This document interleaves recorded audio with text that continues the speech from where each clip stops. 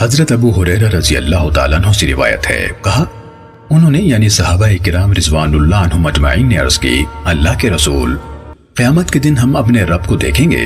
آپ صلی اللہ علیہ وسلم نے فرمایا، کیا دوپہر کے وقت جب بادل نہ ہو تمہیں سورج کو دیکھنے میں کوئی زحمت ہوتی ہے؟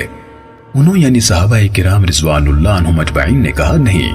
آپ نے فرمایا، 14ویں کی رات کو جب بادل نہ ہو تو کیا تمہیں چاند کو دیکھنے میں کوئی زحمت ہوتی ہے؟ انہوں یعنی صحابہ کرام رضوان اللہ عنہم اجمعین نے کہا، نہیں۔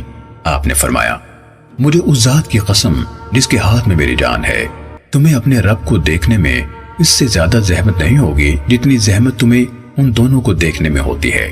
آپ نے فرمایا، وہ رب بندے سے ملاقات فرمائے گا تو کہے گا، اے فلاں، اے فلاں، کیا میں نے تمہیں عزت و سعادت سے نہیں نوازا تھا؟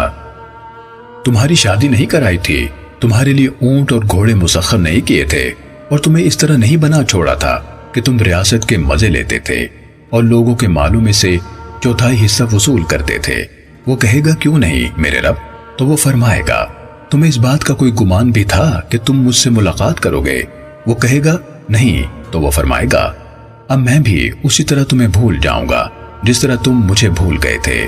پھر تیسرے سے ملے گا، اس سے بھی وہی فرمائے گا۔ وہ کہے گا، اے میرے رب، میں تجھ پر تیری کتابوں اور تیرے رسولوں پر ایمان لایا تھا اور نمازیں پڑھی تھیں، روزے رکھے تھے اور صدقہ دیا تھا۔ جتنا اس کے بس میں ہوگا اپنی نیکی کی تعریف کرے گا۔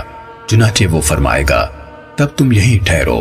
فرمایا، پھر اسے کہا جائے گا، اب ہم تمہارے خلاف اپنا گواہ لائیں گے۔ وہ دل میں سوچے گا، میرے خلاف کون گواہی دے گا؟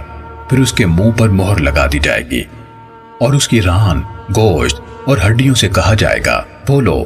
تو اس کی ران، اس کا گوشت اور اس کی ہڈیاں اس کے عمل کے متعلق بتائیں گی۔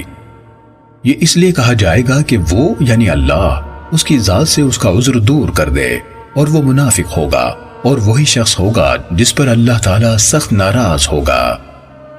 صحیح مسلم۔